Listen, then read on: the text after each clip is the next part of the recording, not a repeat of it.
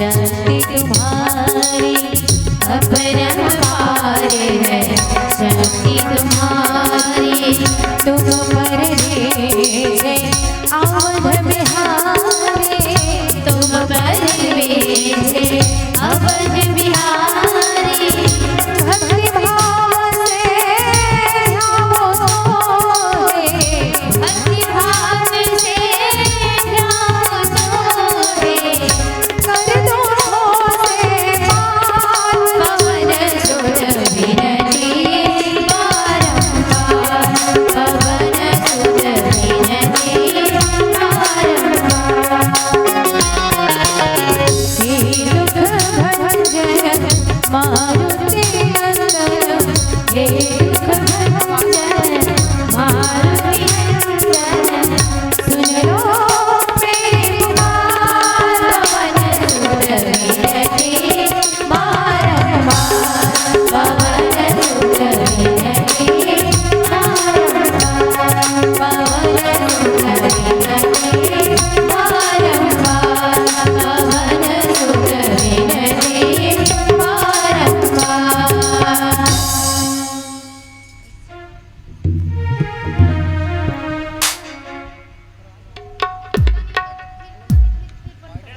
हरिओम हरिओम भैया ग्रीन वाला आवाज बढ़ाना।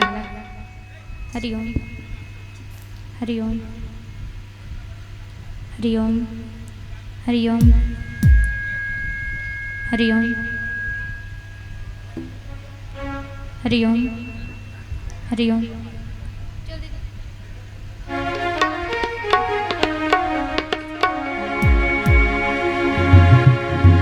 हम कथा सुनाते राम सकल गुण धाम के, हम कथा सुनाते राम सकल गुण धाम के। ये रामायण है पुण्य कथा श्री राम की, ये रामायण है पुण्य कथा श्री राम की। हम कथा सुनाते राम सकल गुण धाम के, हम कथा सुनाते राम सकल गुण धाम के। ये रामायण है पुण्य कथा श्री राम की, ये रामायण है पुण्य कथा श्री राम की।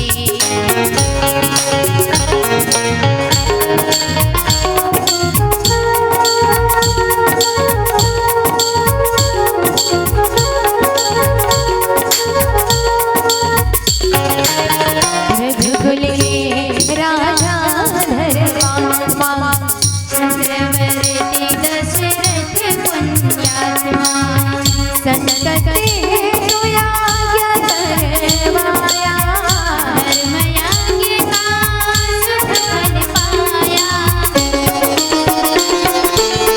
निप घर जग में चार कुमारा, रघुकुल देव जगत आधारा, चारों प्राणों के सुबरामा, भरत शत्रुघ्न लक्ष्मण रामा। गुरु वशिष्ठ के गुरुकुल जाके, अंतकाल विद्या सब भागे, पूर्ण हुई शिक्षा रघुकुल पूर्ण काम की। हम कथा सुनाते राम सकल गुण धाम के, हम कथा सुनाते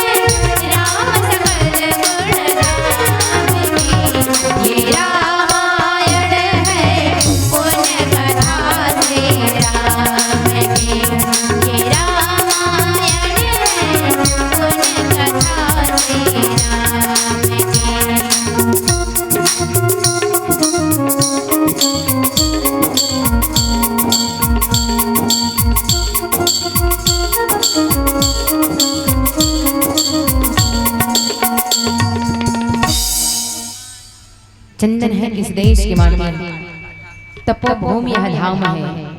चंदन है इस देश की माटी, तपोभूमि यह धाम है।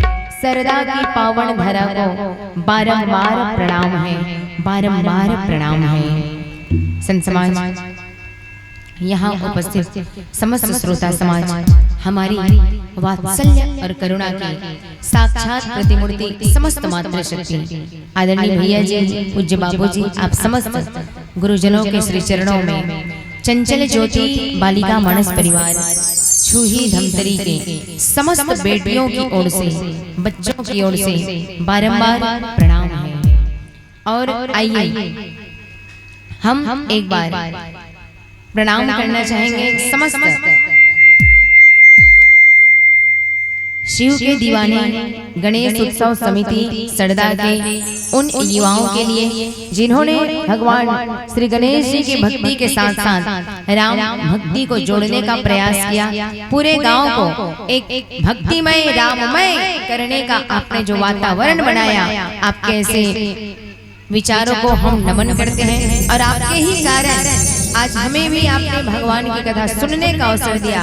ऐसे शिव के दीवाने गणेश उत्सव समिति के समस्त युवाओं के, समस्त भाइयों के श्री चरणों में नमन। आदरणीय बड़े भैया सम्माननीय श्री नरेश साहू जी, आदरणीय भैया जी श्री राजेश यादव जी, सम्माननीय शिक्षक महोदय आदरणीय गिरिधर साहू जी, बड़े भैया सुरित राम साहू जी, राजेश साहू जी, यश जैन, और इसी कड़ी में शिवेंद्र साहू, विजय साहू, मनीष साहू, दौलत साहू, दौलत यदु, रवि यादव जी, अमित साहू जी, पिंटू साहू, मोनू वर्मा, रिंकू साहू, अजय धीवर, अनिल धीवर, धनंजय साहू, और इसी कड़ी में आदरणीय श्री शुभम यादव और राहुल यादव, आप सबके श्री चरणों में नमन। साथ ही साथ अम्बे साउंड सर्विस सड़दा, आप सबके ऐसे विचारों को हम नमन करते हैं। और चाहते तो आप और कुछ कार्यक्रम करवा सकते थे,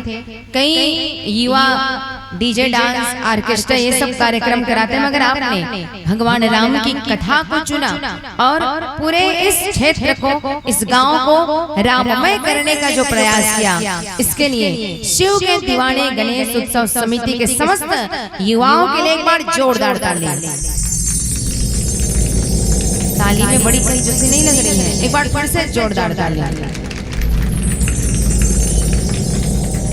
आइए संत समाज, हम भी भगवान की पावन अमृतमय राम कथा में यात्रा करें। और आइए आज गणेश जी यहाँ विराजित हैं, तो आइए हम भी गणेश जी के पावन दरबार में जाएं और ऐसे विघ्न विनाशक, विघ्नहर्ता लंबोदर स्वामी जी की स्तुति करें। आइए भाव से।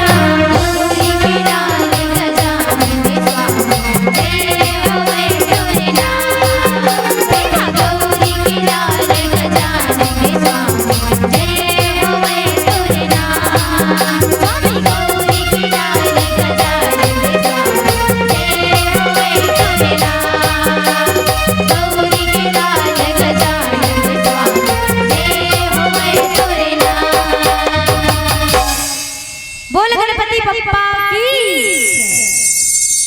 आइए संत समाज, सर्वप्रथम यहाँ की पावन धरती को प्रणाम, जहाँ भगवान राम की अमृतमय राम कथा की गंगा प्रवाहित हो रही है। और कहा जाता है जिस धरती में भगवान की कथा होती है वो धरती इतनी पवित्र मानी जाती है कि स्वयं भगवान शिव और माता पार्वती केवल उस धरती को प्रणाम करने के लिए कैलाश से चल के यहाँ आते हैं, जहाँ भगवान की कथा होती है और जहाँ भगवान का भजन कीर्तन होता है। वहाँ सारे देवी देवता बिना बुलाए ही आ जाते हैं। तो आइए समस्त देवगणों को प्रणाम करते हुए हम आज की राम कथा पे चर्चा करें।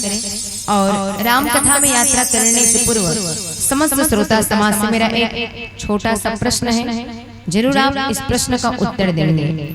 मेरा प्रश्न यह है कि जिस रामचरितमानस की कथा आप सब सुनने वाले हो, उस रामचरितमानस में कितने कांड होते हैं? जो जानते हैं वो हाथ ऊपर उठाएंगे। इधर वाले साथ सामने वाले आप लोग बताइए, रामचरितमानस में कितने कांड होते हैं? इधर पीछे वाले आप लोग बताइए।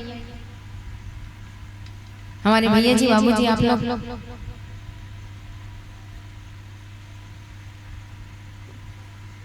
इधर माताएं आप लोग बताइए। मेरा प्रश्न अच्छे से समझे, रामचरितमानस में कितने कांड होते हैं? आप लोग ये बताइए, यहाँ रामायण कथा का सम्मेलन प्रतियोगिता होता है कि नहीं? होता है कि नहीं? तो चलिए फिर से प्रश्न है, रामचरितमानस में कितने कांड होते हैं? कोई और? चलिए हमारी बहन के लिए एक बार जोरदार ताली। इतनी कंजूसी भाई ताली में, इतना सटीक और सही उत्तर दिया, एक बार जोरदार ताली। सच में रामचरितमानस में 7 कांड ही होते हैं। तो अच्छा ये बताइए, आपको कैसे पता चला? इस गांव में किसी को पता नहीं 7 कांड है करके, मगर आपको कैसे पता चला? हमारी बहन से निवेदन, कैसे जानते हो 7 कांड होते हैं करके? वाह एकदम सिर नीचे कर दे भाई, ये तो गर्व के विषय है कि इतने सारे लोगों में आपने सही उत्तर दिया अपने धर्म के बारे में। तो धन्य है आपके ऐसे विचार। हम वही जानना चाहते हैं कि आपको कैसे पता है कि रामचरितमानस में 7 कांड होते हैं? हर दिन पाठ करते हैं कि कहीं सुने थे? चलिए तो आप सबसे भी निवेदन, हम एक बार विचार करके देखें कि हम अपने जब धर्म की बात आती है ना, तो हम धर्म के लिए लड़ जाते हैं, झगड़ जाते हैं, मार काट हो जाता है, खून की नदियां बह जाती हैं, मगर धर्म पे चलने की बात आए तो सब पीछे हट जाते हैं। हम विचार करके देखें, हमें किसी को नहीं पता कि रामचरितमानस में कितने कांड होते हैं। अच्छा ये बताइए, किनके किनके घर में रामचरितमानस का ग्रंथ रखा हुआ है? हाथ ऊपर उठाना है। रामचरितमानस का ग्रंथ किनके किनके यहाँ रखा हुआ है? ये सरदा में किसी के यहाँ रामायण रामचरितमानस नहीं है? सब महाभारत वाले हो गए। चलिए कोई बात नहीं, तो निवेदन जरूर आपके घर में रखा होगा, मगर हम क्या करते हैं, उस रामचरितमानस जैसे महान ग्रंथ को पूजा रूम में लाल कपड़ा में लपेट के रख देते हैं। हर दिन उनकी आरती करते हैं, मगर केवल उनकी आरती बस नहीं करनी है, आरती बस उनका नहीं उतारना है, अपने जीवन में भी उतारना है। आइए रामचरितमानस में होते हैं 7 कांड, इन्हीं सप्त सोपान में से। आइए हम यात्रा करें।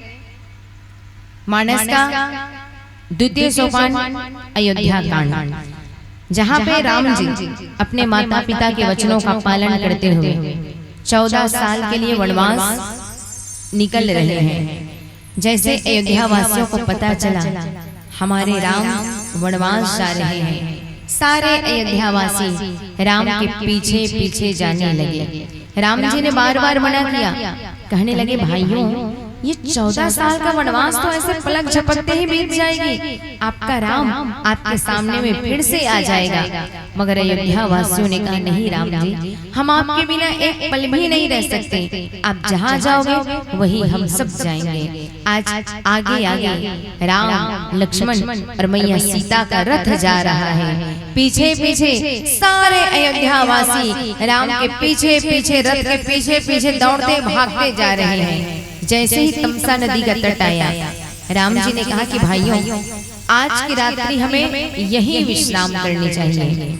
सारे भोले भाले अयोध्या वासी मान गए और रात्रि का विश्राम करने लगे।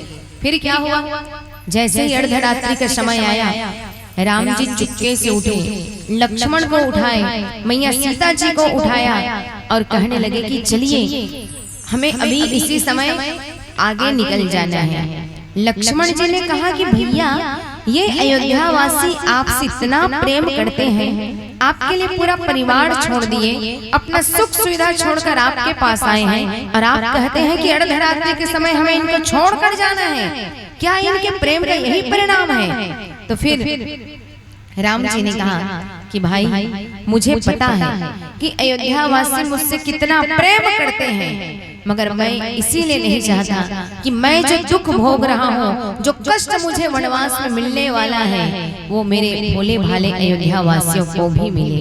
इसलिए मैं इसी समय इन अयोध्या वासियों को छोड़कर आगे निकल जाना चाहता हूँ। आज जैसे ही भगवान राम अयोध्या वासियों को शयन अवस्था में छोड़कर आगे निकल गए, और जैसे ही आगे निकले, जैसे ही प्रातः हुआ, अयोध्या वासियों ने देखा कि हमारे राम कहाँ हैं, हमारी सीता लक्ष्मण जी कहाँ हैं। अयोध्या वासियों ने बहुत दूर दूर तक खोजे, मगर राम लक्ष्मण सिया का कहीं पता नहीं चला। आखिरकार वो अयोध्या वासी थक हार कर भगवान से विनती करने लगे कि हे विधाता, क्या कमी थी हमारे प्रेम में, क्या कमी थी हमारी भक्ति में कि आज राम जी हमें छोड़कर आगे निकल गए। आज सारे अयोध्या वासी राम के लिए रो रहे हैं, तड़प रहे हैं। और हमारे पंखा वाले भैया सुरेंद्र, पंखा को इधर लगा कर, हमारे तबला वाले और पेड़ वाले को जरूरत है तो इस साइड में लगाना है पंखा को।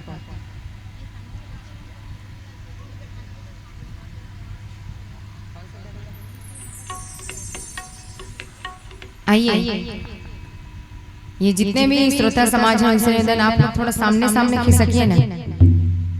और ये दरी में कोई नहीं बैठे हैं, अगर हो सके तो बच्चे लोग उसमें बैठ जाइए। ये जितने भी चिल्हर पार्टी दिख रहे हैं, बच्चे लोग आप लोग दरी में बैठ जाइए। हमारी माताओं को जगह नहीं मिल पा रहा है, माताएं सामने में आ जाएगी। जितने भी छोटे छोटे बच्चे हैं आप लोग दरी में आ जाइए। और हमारी माताओं से आप सब सामने में आइए, थोड़ा सा अपने स्थान में खड़े होकर कष्ट करके सामने में आना है, ताकि पीछे जितने भी हमारी माताएं आ रही हैं सबको अच्छा से बैठने का जगह मिल सके। ये सामने वाली से निधन आप ही लोगों के लिए बच्चों को हमने खाली कराया, तो थोड़ा सामने में खिसकना है। जितने भी माताएं हैं, ये बीच का जगह किसी के लिए खाली नहीं करना है, जो पीछे आएंगे वो उसके लिए पीछे का जगह है। तो निवेदन आप लोग थोड़ा और सामने में आ जाते हैं। ये पीला साड़ी वाली हमारी मैया जी से निवेदन थोड़ा खिसकिए ना। आइए, आज सारे अयोध्या वासी राम के लिए रो रहे हैं, तड़प रहे हैं, और आज सारे अयोध्या वासी भगवान से विनती करते हैं कि हे विधाता, आज राम जी हमें छोड़कर आगे निकल गए। क्या कमी थी हमारी भक्ति में, क्या कमी थी हमारे प्रेम में कि राम जी हम सबको छोड़कर आगे बढ़ गए। आज सारे अयोध्या वासी राम के लिए रो रहे हैं, तड़प रहे हैं, और क्या कहते हैं। आइए हम भी भगवान के पावन भजनों में यात्रा करें।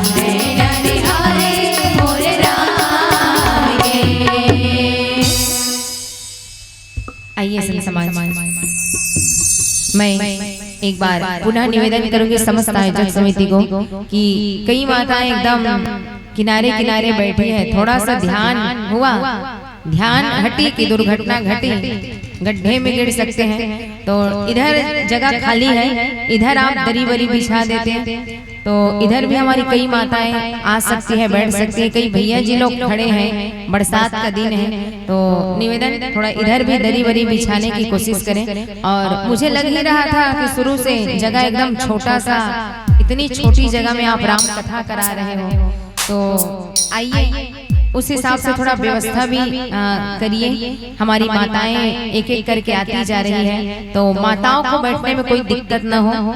आइए हम राम कथा में यात्रा करें।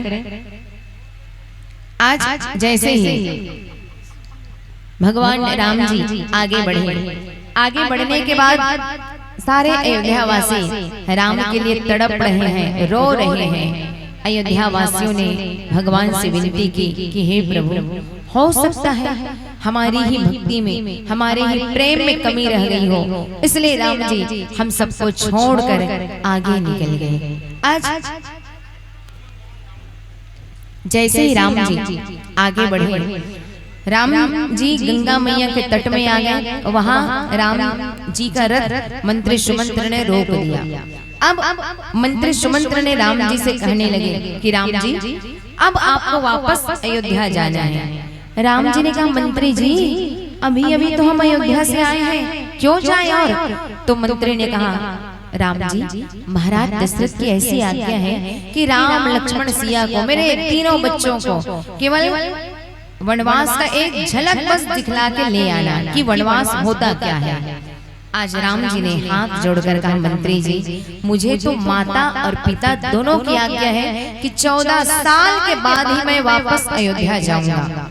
अब मंत्री सुमंत्र ने लक्ष्मण से कहा कि भाई लक्ष्मण, वनवास तो तुम्हें नहीं मिला है और तुमको पता है अयोध्या की स्थिति क्या है। भरत जी भी नहीं है अयोध्या में, शत्रुघ्न भी नहीं है, महाराज दशरथ की अवस्था जानते ही हो कि किस प्रकार विरह अवस्था से व्याकुल है महाराज दशरथ। अयोध्या का राजकाज कौन संभालेगा? चलो भैया लक्ष्मण चलो, तुम अयोध्या चलो। पर लक्ष्मण जी ने हाथ जोड़कर कहा, मंत्री जी मुझे पता है अयोध्या की दशा क्या है, मगर मैंने ये ठान लिया है मेरे लिए मेरे बड़े भैया राम ही मेरे पिता के समान हैं, भाभी सीता ही मेरे लिए माँ के समान है। जहाँ राम और सीता है वहीं उनका छोटा सा सेवक लक्ष्मण जी रहेगा।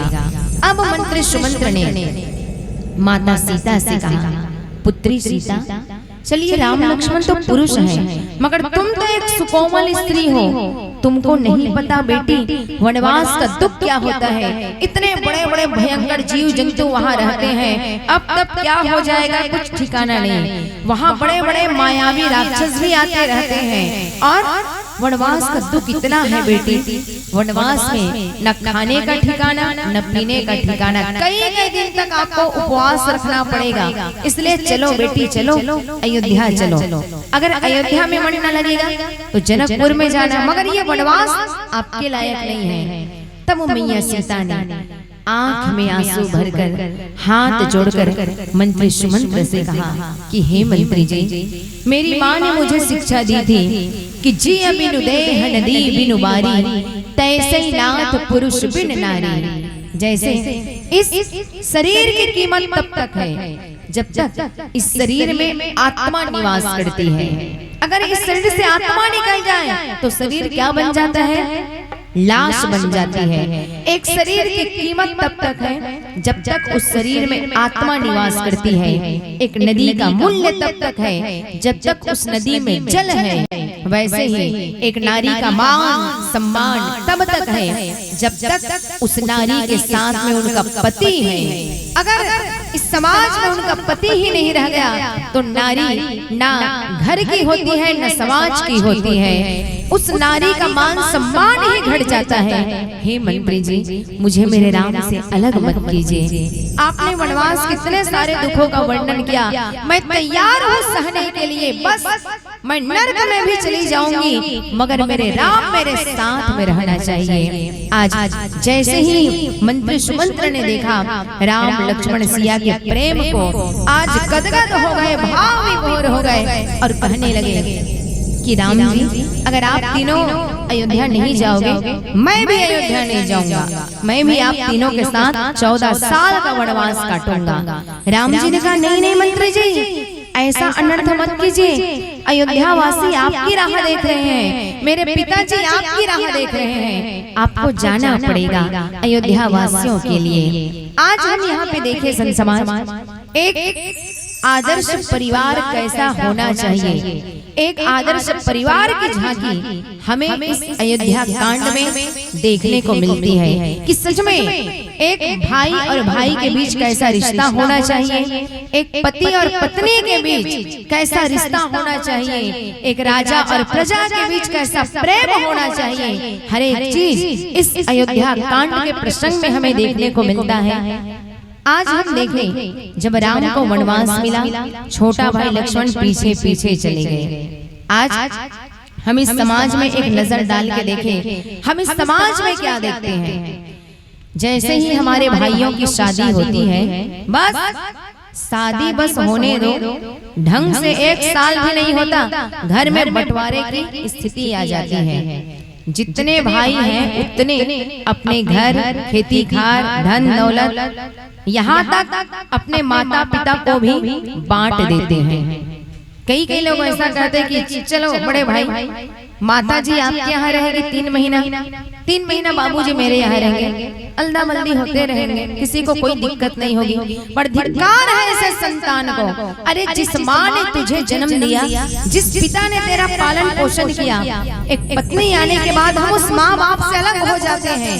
कई माँ बाप तो ऐसे रहते हैं कि दर के ठोकर खाते रहते हैं वृद्धावस्था में। इसीलिए कहा गया कि माँ की दुआ कभी खाली नहीं जाती और माँ की बद्दुआ कभी टाली नहीं जाती। अरे मेहनत मजदूरी करके 4 बेटों को एक अकेली माँ पाल लेती है, मगर उन्हीं 4 बेटों द्वारा एक माँ पाली नहीं जाती, एक माँ पाली नहीं जाती। तो आप सबसे खासकर समस्त पुरुष वर्ग से मेरा एक छोटा सा प्रश्न है, जरूर आप इस प्रश्न का उत्तर देंगे। मेरा प्रश्न ये है, जैसे इस राम कथा में 4 भाई हैं, राम, लक्ष्मण, भरत, शत्रुघ्न, चारों में इतना प्रेम कि चारों के चारों विवाह के बाद भी एक में हैं, अलग अलग बंटवारा नहीं हुआ है। वैसे ही यहाँ उपस्थित श्रोता समाज में ऐसा कोई परिवार है क्या जहाँ एक साथ 4 भाई हो, चारों के शादी हो चुके हो, चारों अभी तक एक में हो, एक ही चूल्हा में खाना बनता हो? अगर ऐसा कोई घर के सदस्य बैठे हैं तो हाथ ऊपर उठाना है। मेरा प्रश्न अच्छा से समझे कि नहीं समझे? फिर से दोहरा दूं, 4 भाई हो, चारों की शादी हो चुके हो, चारों अभी तक एक में हो, अगर ऐसा कोई घर के सदस्य बैठे हैं तो हाथ ऊपर उठाना है। ये सरदा में एक भी परिवार ऐसा नहीं है क्या? चलिए 4 में से एक को हटा दो, 3 भाई हो, तीनों की शादी हो चुके हो, तीनों अभी तक एक में हो, ऐसा कोई घर है 3 भाई वाला? भैया जी 3 भाई वाला कोई घर है कि नहीं है? आयोजक समिति लोग थोड़ा ध्यान दीजिए। 3 भाई वाला जो भाई एक में हो अभी तक, ऐसा कोई परिवार इस सरदा गांव में है कि नहीं? है कि नहीं? खाना खा के आए हो कि नहीं? तो थोड़ा जोर से बोलिए ना।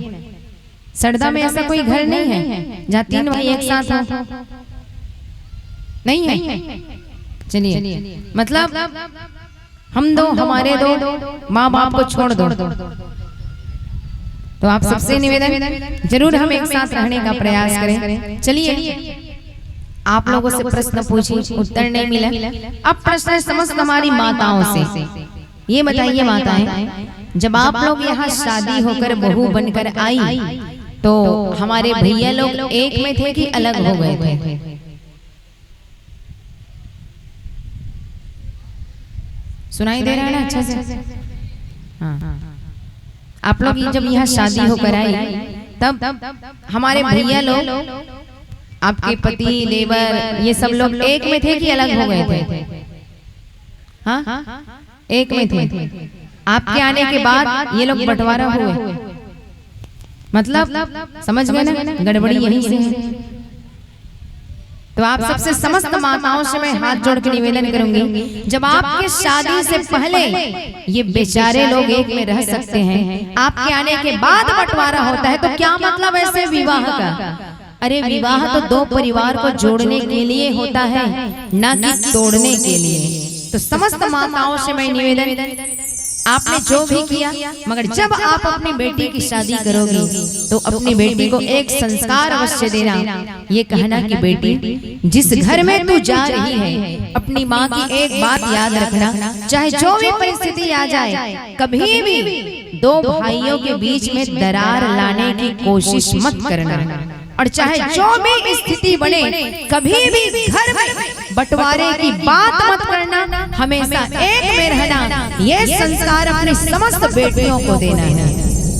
जब माँ ऐसा संस्कार देगी तो कोई भी बेटी ससुराल जाकर भाइयों के बीच में दीवार खड़े नहीं करेगी, बंटवारे की बात नहीं करेगी। तो आप समस्त जितनी भी बेटियां बैठी हैं, मेरा निवेदन, जब आप लोग पढ़ लिख कर ससुराल जाओगे बड़े होने के बाद, तो मेरी बात अवश्य ध्यान में रखना। जरूर जिस भी घर में जाओ, आपके जाने से ऐसा लगे कि बहू आने के बाद भाइयों का प्रेम और बढ़ गया है, ससुराल में और रौनक आ गई है, आप ऐसी बहू बनकर जाओ। बहू को लक्ष्मी कहा जाता है, एक लक्ष्मी की तरह भूमिका निभाओ। आइए, और आप सबसे यही निवेदन, जरूर हम राम कथा को सुन रहे हैं तो राम कथा के आदर्श को अपने जीवन में अपनाएं। और युवाओं से मेरा निवेदन, आपके बाबूजी लोग, दादाजी लोग जो भी किए, मगर जब भी आप गृहस्थ जीवन में प्रवेश करो, हमेशा एक में रहो। बंटवारे की बात आए तो यही कहना कि भाई ये खून के रिश्ते बड़े अनमोल हैं, भाई ये खून के रिश्ते बड़े अनमोल हैं, इनको तू बेकार ना कर, मेरा भी हिस्सा तू ले ले भाई, अरे मेरा भी हिस्सा तू ले ले भाई, मगर मेरे घर के आंगन में दीवार न कर, घर के आंगन में दीवार न कर। आइए संत समाज, हम भी राम के आदर्श को अपनाएं और भगवान के पावन भजनों में यात्रा करें।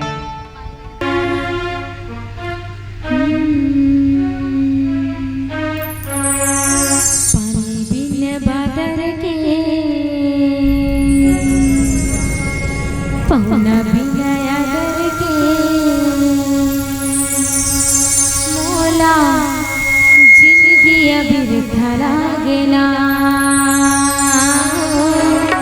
मोला जिंदगी अबिरथा लागेला।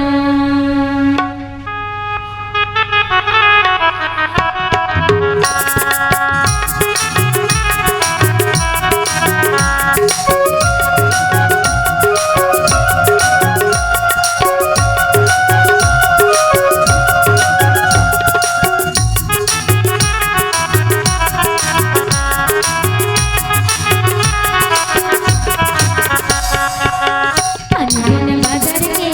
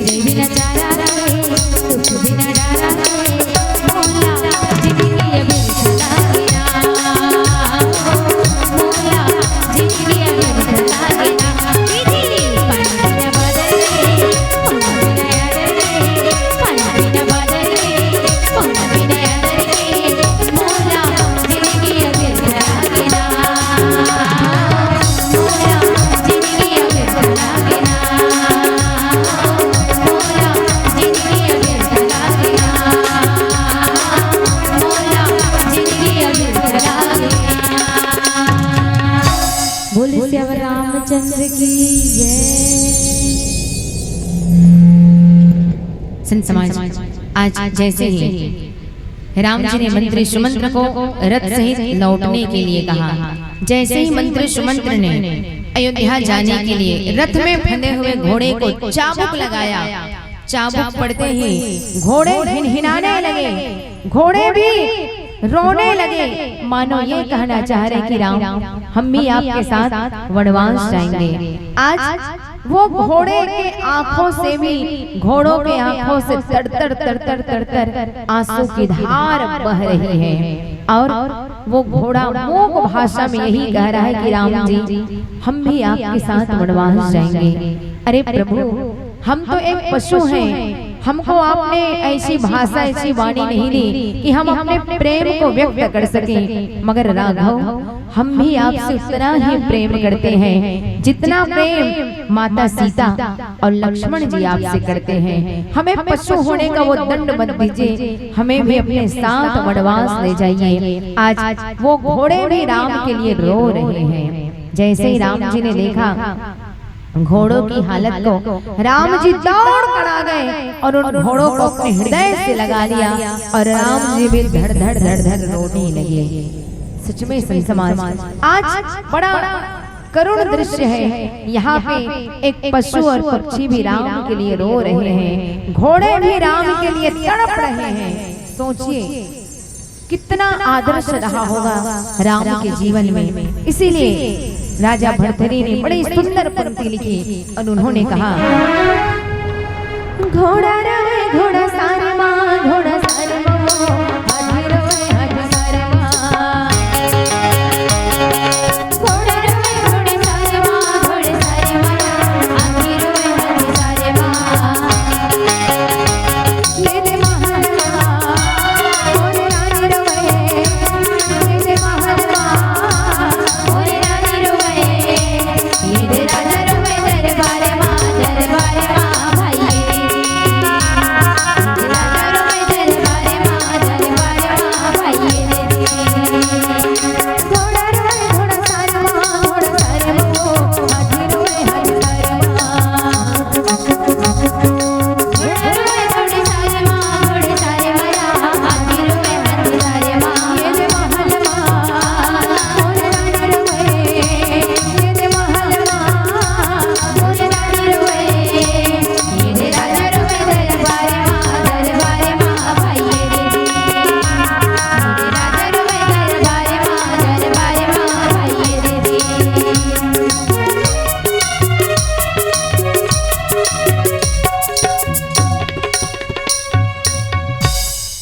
सारे अयोध्यावासी राम के लिए रोते हैं। अब जैसे ही राम जी गंगा मैया के तट में आए, गोस्वामी तुलसीदास जी ने बड़ी सुंदर पंक्ति कही और उन्होंने लिखा कि रथ हांक्यू है राम तन, हेरी हेरी हिलाई, देख निषाद विषाद बस, धुन ही शीस पछताई।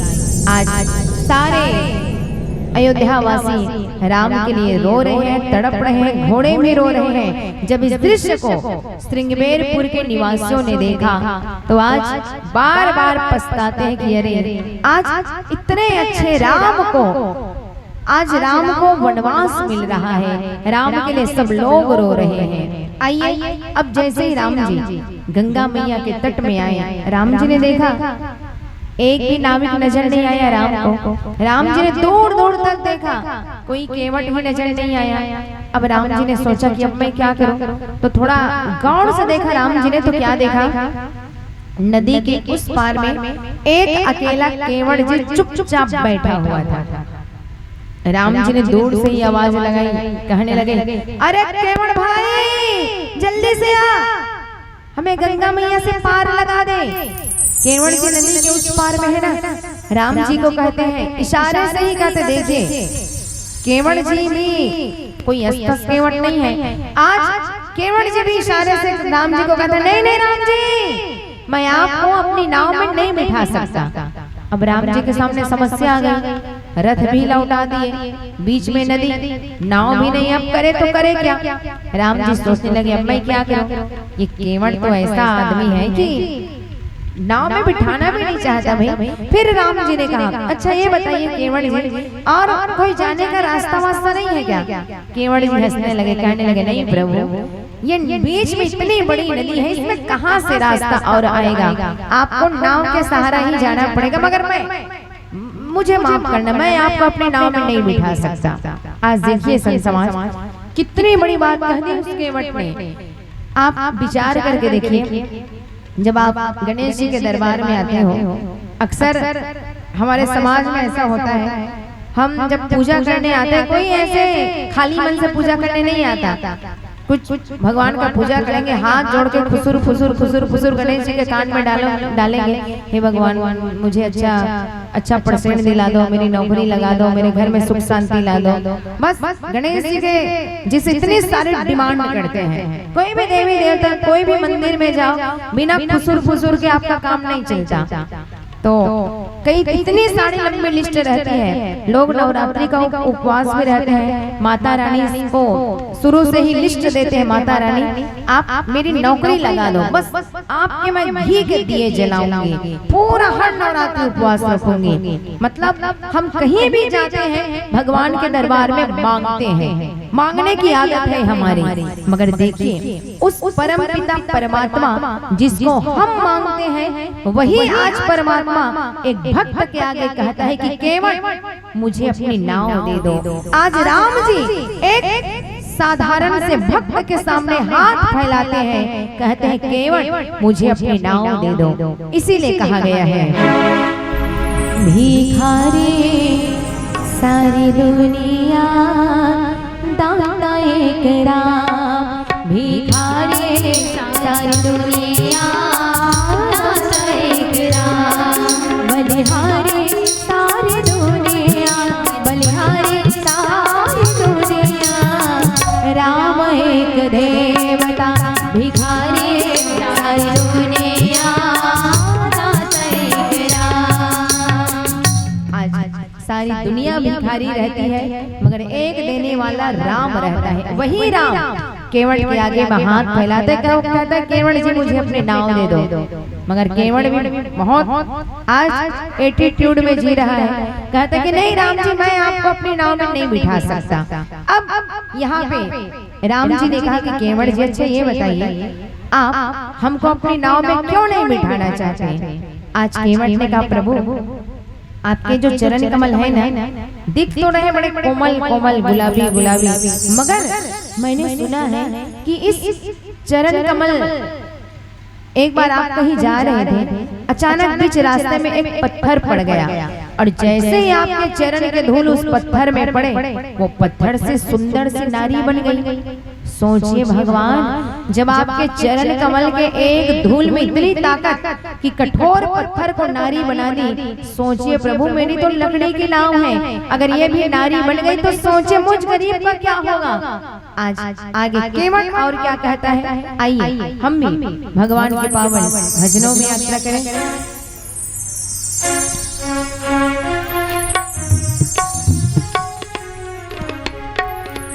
हरि ओम हरि ओम हरि ओम।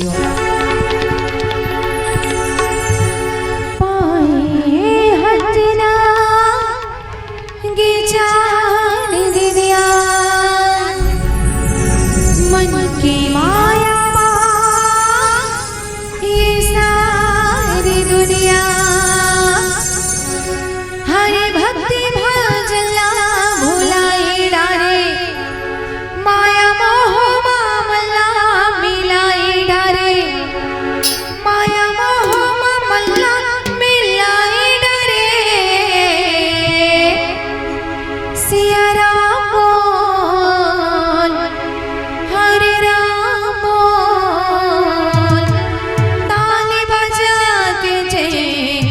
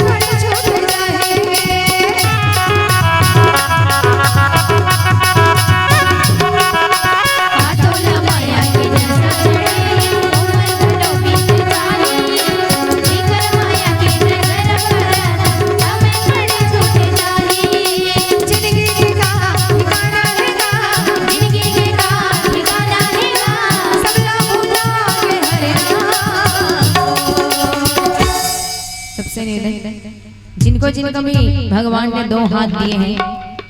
क्या करना है, समझ गए ना?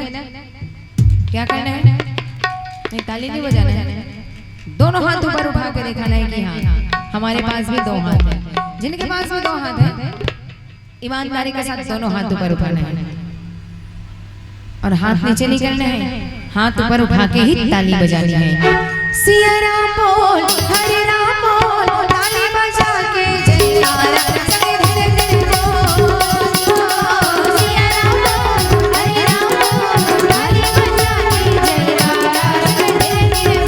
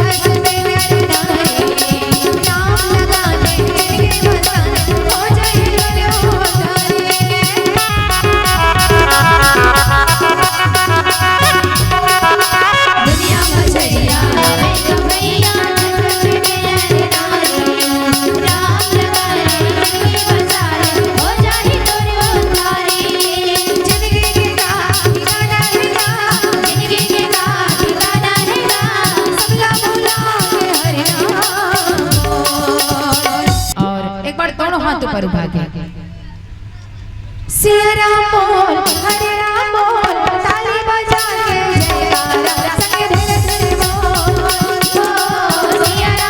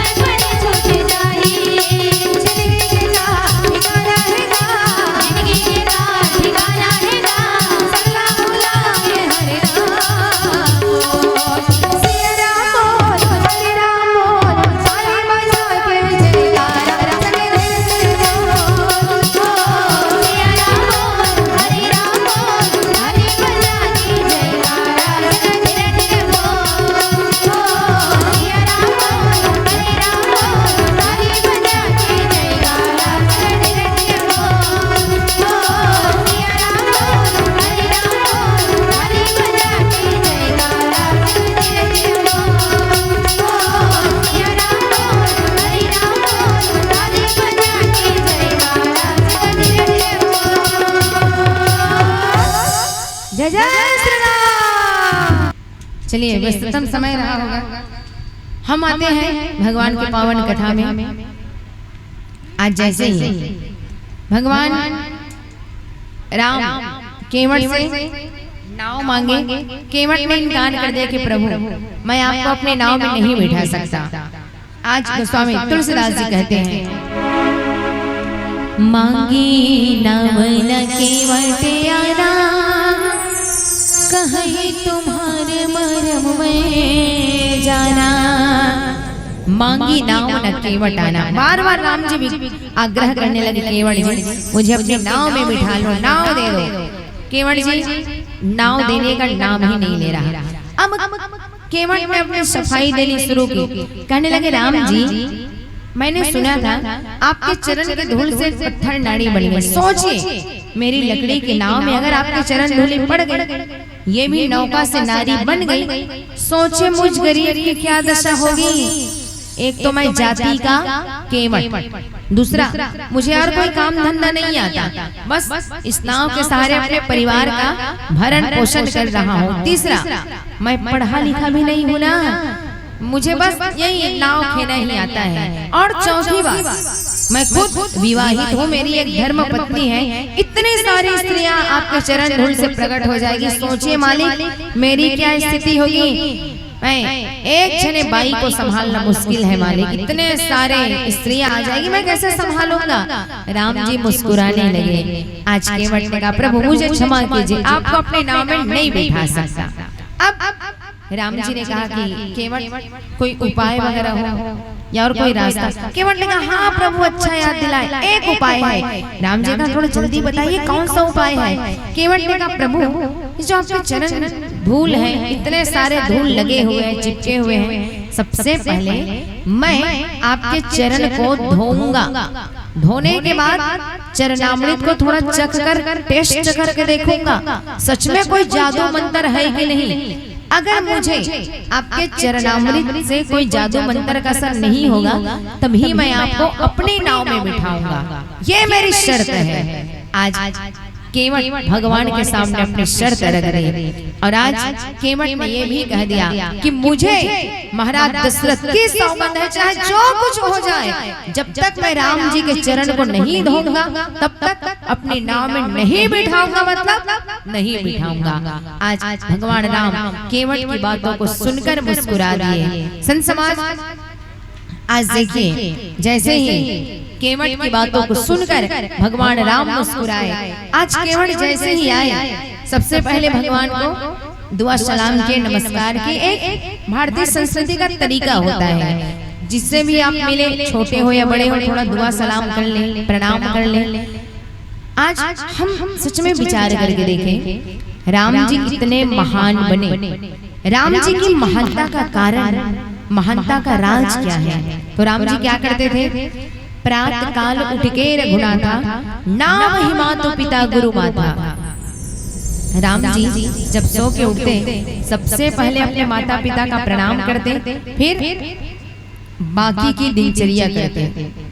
तो आप सबसे भी निवेदन, जब भी आप सो के उठे सबसे पहले अपने माता पिता का प्रणाम करें, फिर बाकी की दिनचर्या करें। इसी संदर्भ में समस्त माताओं से कुछ कहना चाहती हूँ। माताओं कहा जाता है हमारे हिंदू धर्म में पुरुष के लिए कई प्रकार के धर्म और नियम है, मगर नारी के लिए केवल एक ही धर्म है।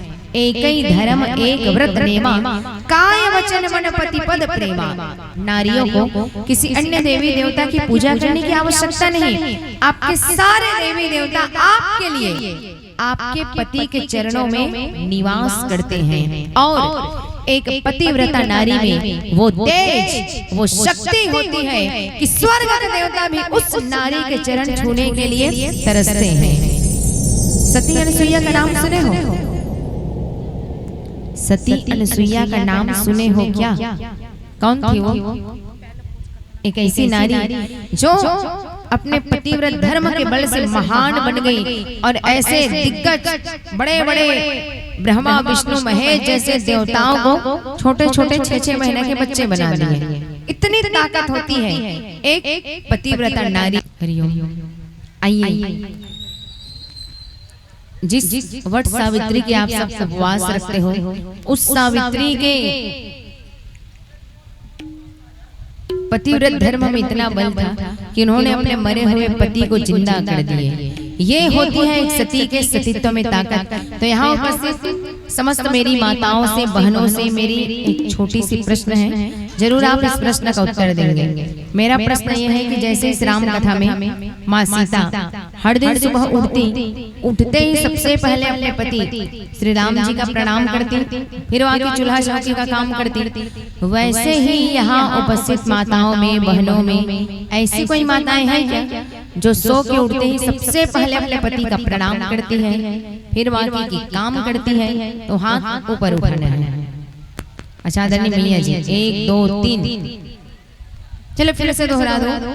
ऐसी कोई माताएं या बहनें हैं क्या जो सो के उठते ही सबसे पहले अपने पति का प्रणाम करती है, फिर बाकी की काम करती है? तो हाथ ऊपर उठाना है।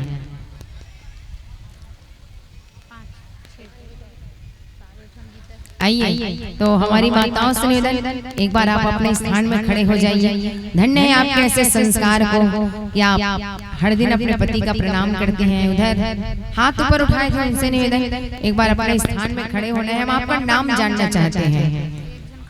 आपके ऐसे संस्कारों को नमन, जो भी तक आप अपने संस्कार को बचा के रखें और कष्ट करके मंच तक आना है। एक बार आप मंच तक आ जाते हैं, हम आपसे कुछ जानना चाहते हैं। आप अपना शुभ नाम बताइए इस माइक में। मैया जी आपका क्या नाम है बताइए, नाम क्या है? गायत्री साहू। तो आप यहाँ की बेटी हैं कि बहू हैं? बहू हो। अच्छा, तो ये बताइए, आप हर दिन सुबह उठते ही अपने पति का प्रणाम करती हो। किसने बताया कि सुबह उठते ही पति का प्रणाम करना चाहिए? अच्छा, अपने मन से। चलिए, अच्छी बात है, आप तो यहाँ उपस्थित हो। आपके यहाँ के पति परमेश्वर जी कहाँ हैं? नहीं पता? चलिए, कोई बात नहीं, और 2 मिनट रुकना है, हम आपका सम्मान करना चाहते हैं। कहाँ जा रहे हैं दीदी जी? इतनी हड़बड़ी कहाँ है? अभी तो हम लोग बैठे हैं और 2-3 लोग और। नहीं, 2 मिनट रुकना, हम आपका सम्मान करना चाहते हैं। यहाँ पे खड़े हो जाओ, गणेश जी के थोड़ा नजदीक में, कुंटा में। और 2-3 माताएं हाथ ऊपर उठाई थी। आप लोग भी अपने स्थान में खड़े हो जाते तो अच्छा लगता।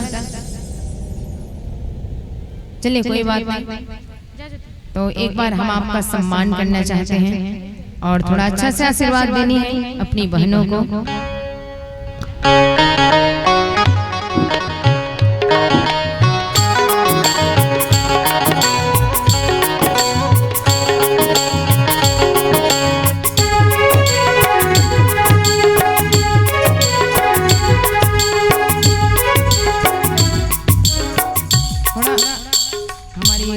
फोटो ले रही थी, फोटो भी नहीं आया, तो थोड़ा अच्छा से खड़े होना है। कल स्टेटस भी अपडेट करना है, तो थोड़ा अच्छा से स्माइल देके। और हमारी दीदी जी से निवेदन,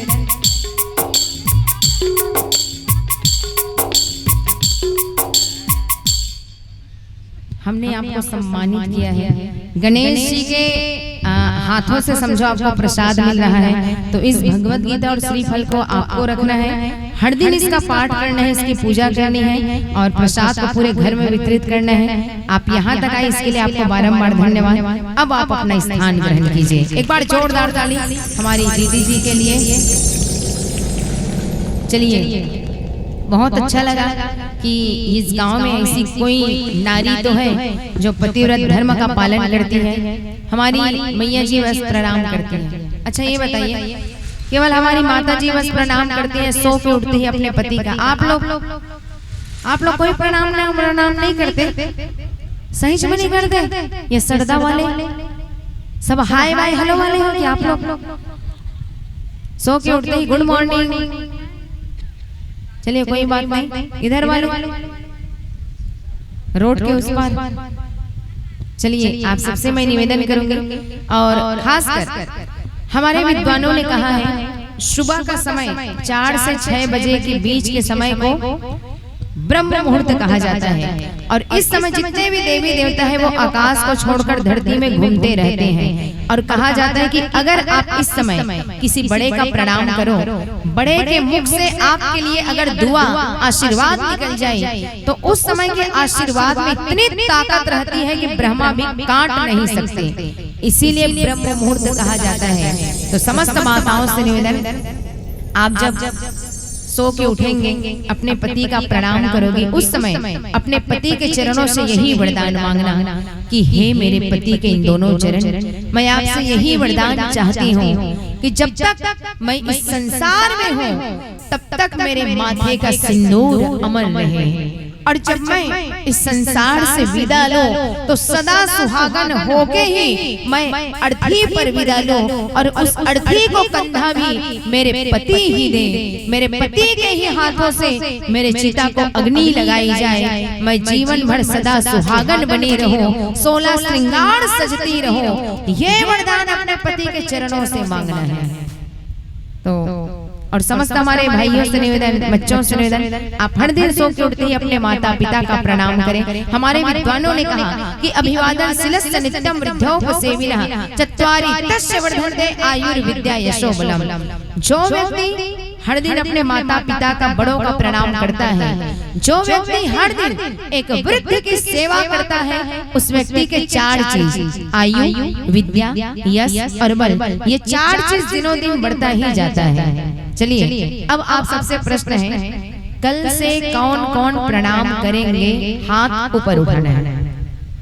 1 2 3 4 हमारे बच्चे लोग सब प्रणाम करेंगे। बाकी आप लोग माताएं लोग, सरदा गांव के पतिव्रता हमारी माताएं लोग, आप लोग, चले कोई बात नहीं, मुझे पता है यहाँ हाथ नहीं उठा रहे हो, मगर कल सुबह सबके सब प्रणाम करोगे, क्योंकि सब इसीलिए उपवास रखते हैं कि मैं हमेशा 16 श्रृंगार सजती रहूं।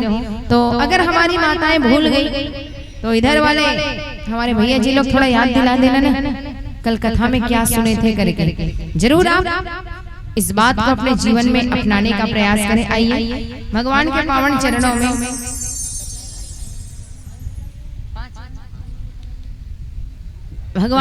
में आदरणीय शिव के दीवाने गणेश उत्सव समिति की ओर से 501 रुपए का समर्पण एक बार जोरदार तालियां।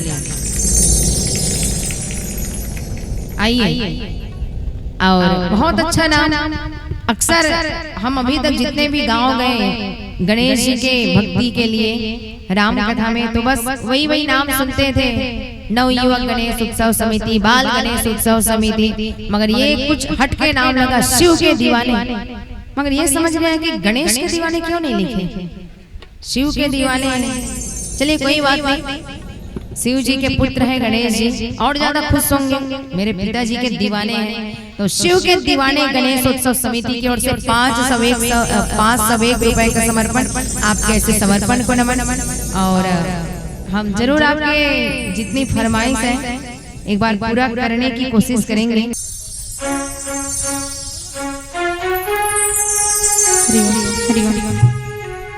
मोर भगे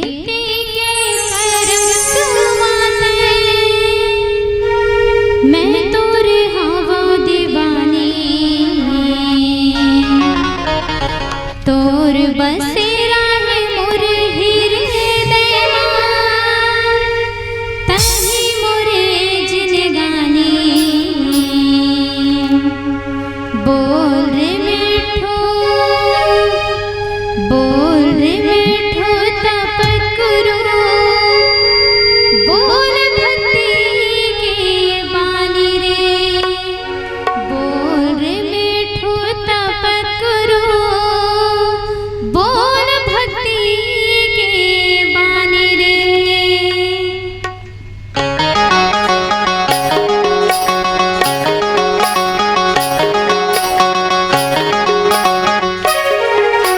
मोर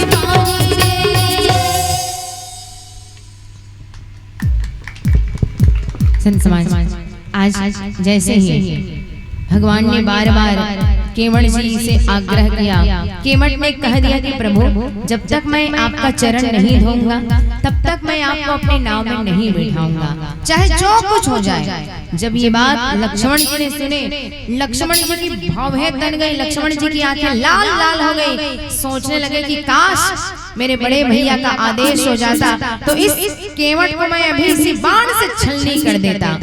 आज केवट जी लक्ष्मण की बातों को समझ गए, कहने लगे लक्ष्मण जी मैं जानता हूँ कि आपके दिमाग में क्या चल रहा है, मगर मैं भी संकल्प लेता हूँ चाहे जो भी हो जाए, जब तक मैं राम जी के चरण नहीं धोऊंगा तब तक मैं राम जी को अपनी नाव में नहीं बिठाऊंगा, मतलब नहीं बिठाऊंगा। कितना अड़ियल भक्त है ये केवट। आज देखिए संत समाज, जैसे ही ये बात भगवान राम ने सुना, राम जी मुस्कुरा दिए। गोस्वामी तुलसीदास जी ने लिखा है, सुन के बटके बने हो रामा, प्रेम लपेटे अटपटे रामा।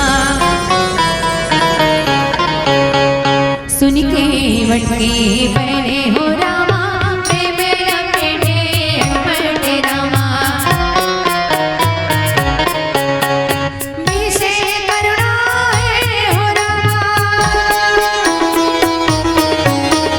विषे करुणा है हो रामा, चित जाने के ललन तन राम। सुन के बटके बने हो रामा, प्रेम लपेटे अटपटे रामा। आज केवट की बातों को सुनकर राम जी पहले तो मुस्कुराए, उसके बाद भी हंसे, मतलब राम जी जोर से खिलखिला के कटहल के ठहाका लगा के हंसने लगे केवट की बातों को सुनकर। देखिए प्रभु कितनी ताकत है केवट में। अभी अभी आपने कथा सुनी तो जब राम जी जब वनवास से आए, राम जी कैसा था, राम जी का मुंह एकदम लटका हुआ था। इस चौपाई में भी देखे कि तापस बेस विशेष उदासी, 14 वर्ष राम वनवासी, 14 साल का वनवास मिला राम जी को। राम जी बड़े ही उदासीन भाव से जा रहे हैं, पूरे अयोध्या वालों को छोड़कर, माता पिता को छोड़कर, सबकी यादें लेकर। मगर जैसे ही एक भक्त के पास आए, राम जी कटहल के हंसने लगे। और सच में हम सब क्या है, आम व्यक्ति हैं। हम किनके इशारों पे नाचते हैं, भगवान के इशारों पे नाचते हैं। हम भगवान के इशारों की कठपुतली हैं। भगवान जैसा नचाएंगे वैसा हम नाचते हैं। भगवान सुख देता है, दुख देता है और कुछ कुछ देता ही रहता है, हम बस नाचते रहते हैं। मगर जो भगवान है वो भक्त के इशारे पे नाचते हैं। इसीलिए कहा जाता है भगत के वश में है भगवान, भगत के वश में है भगवान, भगत के वश में है भगवान, भगत के वश में है भगवान। भक्त बिना ये कुछ भी नहीं है, भक्त बिना ये कुछ भी नहीं है, भक्त है उनकी जान। भगत के वश में है भगवान, भगत के वश में है भगवान। भगवान भक्त के वश में हो जाते हैं। और सच में जब शबरी के पास आए तो हम सामान्य भक्त भगवान को पहले भोग लगाते हैं फिर खाते हैं, मगर सबरी ऐसे भक्त हैं जो भगवान से पहले खुद भोग लगाई फिर खाई। इसीलिए एक कवि ने बड़ी सुंदर पंक्ति कही कि भक्त में वो ताकत है भगवान को झुकाने की। अरे भक्त में वो ताकत है भगवान को झुकाने की, वरना क्या जरूरत थी राम को सबरी के जूठे बेर खाने की, सबरी के जूठे बेर खाने की।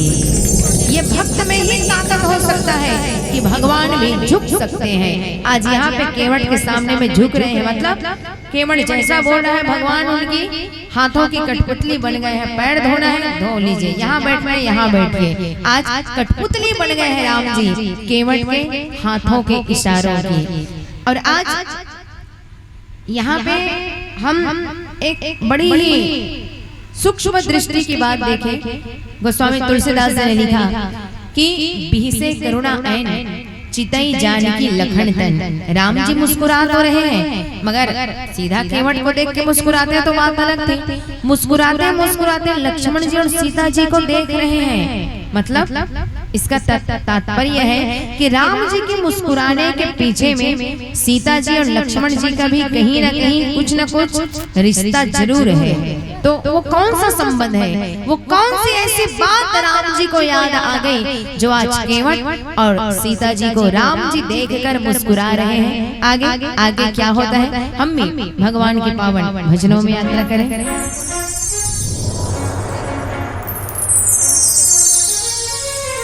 आइए हम सभी माता रानी के पावन भजनों में जाएं और भाव पुष्प माँ भवानी को समर्पित करें।